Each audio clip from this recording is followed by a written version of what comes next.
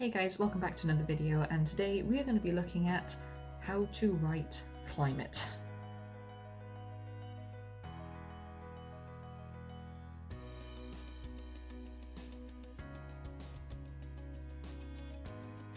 No, this is not an eco-warrior message. This is not a climate as in how to write a good argument against the climate abuse that we've been given the planet, even though that is a very regular thing, and you know, global warming is a thing as well as climate change, and we really need to get our stuff in order, but a rant for another day. No, today we're going to be looking at how to write climate, as in weather in your story, about atmosphere, about lands, about how to really paint the scene without turning into someone that's completely British that only seems to talk about the weather. It's true though, that is a very British thing. Every conversation seems to start with, oh, so how's the weather with you? Or, oh, interesting weather we're having. Even though it's oddly the same weather every single day. It's grey. Although to be fair, it is quite sunny right now, but we're in Wales, so we only get maybe 14 days worth of sunny weather spread throughout the year, so this isn't gonna last. I've just proven my own point about talking about the weather. Let's move on. Weather can be a very important part of your story, whether it's describing a really tense and heavy atmosphere where it's bearing down with heat and nothing grows while you're trying to survive, or it's your character that's going full on Belle from Beauty and the Beast where they want more than this provincial life where everything is just so dull and grey and repetitive and they want out. It can just really paint a good scene, but only if you're not going too overboard with it. So the first thing to take note of is avoid the exposition.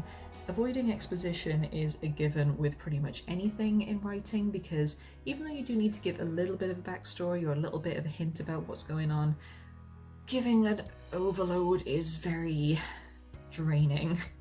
And when you're giving a draining monologue about the weather, then it can feel twice as exhausting.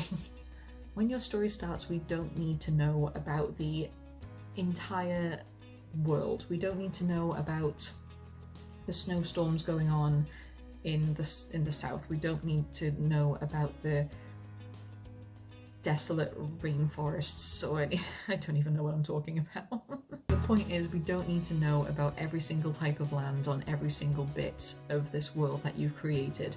All we need to know is about what is relevant to the character at that time. It's the same with history. If you give an entire history of the world before we've even met the main character and why it would be relevant to them, then you've already lost us, because it's just a bunch of history that is probably never going to show up again. All you're doing is just stroking your own ego of, oh, look at this amazing world I've built. It's the same when it comes to weather. We do not need to know about every single raindrop that has fallen from the sky in the last 50 years if it's not even raining when we get to meet the main character. So you really need to think about what is relevant to the character at that time. Are they travelling, for example? Are they going to a new land that they've never been to before and it's very dusty, like a desert, compared to where they're used to maybe living on a beach where it's still warm, but a pleasant warm. They got the salt in the air, they got that kind of thing, whereas here it's just dry, it is empty. Or are they travelling through a snowstorm? Are they going through torrential rain? Where are they? Why do we need to know in that moment? On a similar vein, you need to remember that sometimes less is actually more. What I mean by that is sprinkle little bits of information from the character's perspective. Are they battling in their garden to try and get something to grow, but the intense heat is just killing off anything that they try to plant? Instantly you know that something isn't normal here for them, because why would they be trying to garden if they knew nothing would grow? Whereas if they're walking down the street and there's dust being kicked up with every footstep, that there's nothing but, you know, the pale remains of vines that are just clinging to the walls, you know that this heat has been here for a long time, therefore nothing can grow. You get a tense. That was a taste and a sense at the same time. You get a tense. You get a sense of what this character is used to, judging by their reaction. Even something as simple as the character looking up and seeing storm clouds in the distance and their reaction is very passive, like, they don't really care too much, then you know, okay, so storms are a regular thing here. Whereas if they look in the sky and see storm clouds or they hear the rumble of thunder, it can be a little bit jarring if they're not used to it. Like, oh, okay, this is going to happen. That's strange.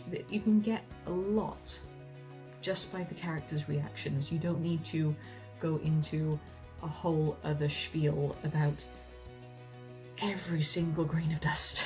What is normal, what is not normal, you can very quickly get a sense of that judging by your character's reaction, hence why less is sometimes more. Paint a good picture.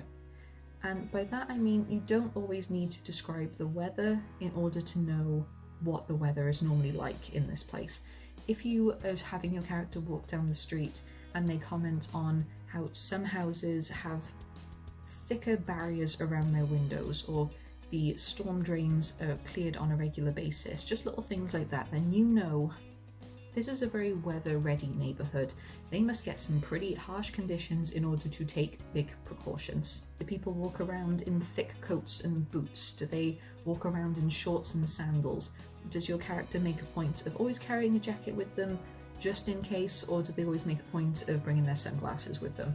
The little things like that, just by picking things apart from the world around them, really paints a good picture of what we are going to expect from this climate. If they work, what kind of uniform is it? Is it a vest so they don't overheat, or is it heavy protective gear because they know that they're going to be out and about? Is it very sturdy gear because they know there's a lot of hard work to be done? Or is it very battered and weather worn where they have been outside?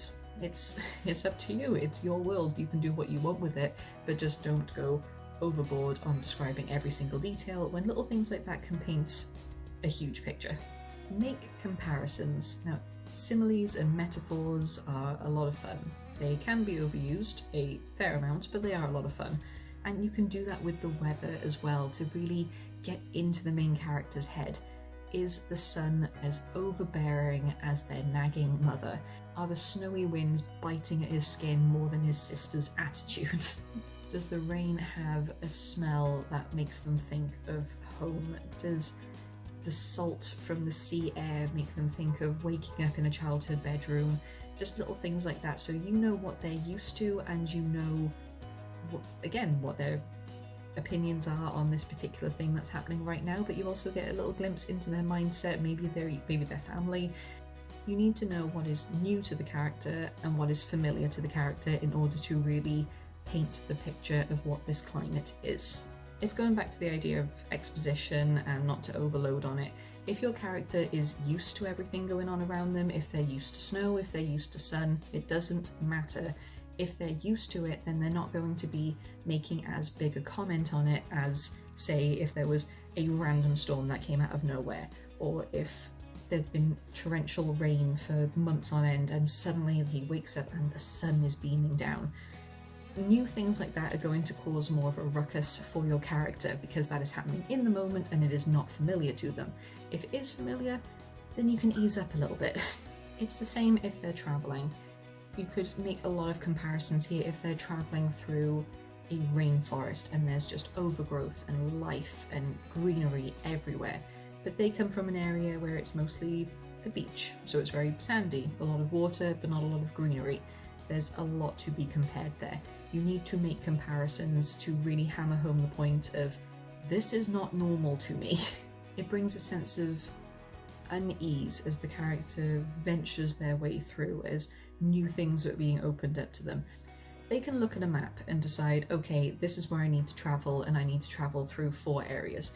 They're not going to be there thinking, okay, these are the places I need to go to. In area 1, this is my area. The weather is and then I'll be going into area 2 where the weather suddenly dramatically changes to It's not going to work like that. They're just going to see these areas and think, okay, I should pack extra just in case. And that also brings about the point of, if they are traveling to multiple locations, have the weather and the climate change slowly.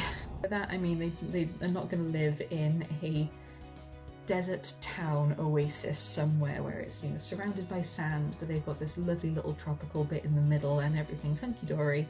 They're not going to travel maybe 10 miles and suddenly end up in a snowstorm, unless you're writing some kind of out of control magical world hijinks that can be explained properly. That's not going to happen.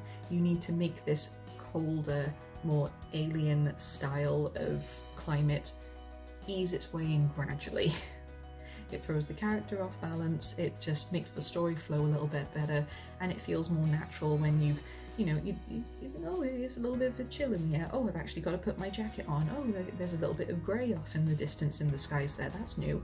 Rather than you step over the border of a city and are hit in the face with a snowball. It doesn't work like that in real life, and even if you have a magical world, you need to make it gradual. It just goes back to less is more. Less exposition, less harsher, more extreme descriptions. Just make the comparison so that the readers can put the pieces together themselves and the characters can make comments on it, make comparisons, they can make some type of comment on it on their own, because it is all relevant to them in that moment. There's no point going off on multiple tangents for places they haven't even been to yet and don't even know how they're going to react. I mean, they can have an excitement about seeing something new, but you know, anticipating something and witnessing something are two very different things. I also want to make a point of talking about pathetic fallacy. Now, I do want to make a video on its own about this at some point, but pathetic fallacy is such an overused but really fun concept, which I do sometimes use from time to time because I enjoy it so much, and that is when the weather relates to the character's feelings. If they're scared, if they're uneasy, if they think something's going to happen, then you could have a full-on setting of it was a dark and stormy night just to enhance the character's fears. If they are feeling very calm, very at home, then it could be a nice clear day with the sun beating down, but there's a gentle breeze in the air. It's just the image of calm because your character is feeling so calm. But then suddenly something happens to change the mood, and like a thunder will echo in the distance, that kind of thing. Pathetic fallacy linking to the character's emotions is a very fun tool to use, but please be sparing with it, because otherwise you're going to start thinking that maybe you're just writing Storm from the X-Men. So use pathetic fallacy if you want to, but don't go overboard on it. Save it for perfect moments, okay? And perfect moments can be anything from big revelations to moments of utmost fear. Just save it. So yes, make comparisons, avoid expositions, less is more, and use pathetic fallacy sparingly. Climate is such a fun thing to explore, and I know you just want to go and build this world where everything just changes on a whim, and you can have so many, camera is driving me crazy, and you can have so many different types of climates, types of atmospheres, and if you're on like a more magical plane or an alien plane, then you just want to sink your teeth into it and describe as much as you can. But please calm it down and control yourself, because otherwise it just gets overbearing, it gets draining, and if it's not relevant to the character, then why should we care? If you still want to describe all of this stuff and make it relevant to your character, you're going to have some travel in there. And if you're having travel in there, then that's just going to open a bunch more doors for a bunch of new things to talk about, which we'll save for a different video. Keep it relevant around your characters. Please don't go overboard, and still have fun with it. I've probably gone on way too many tangents right now, but I'm going to leave it here. I hope this has helped in some way. If you have any advice for me, please let me know. I'd love to hear it. I hope this helped you in some way. And until the next video, I hope you're doing well. I hope you're staying safe. Goodbye, my scribblers.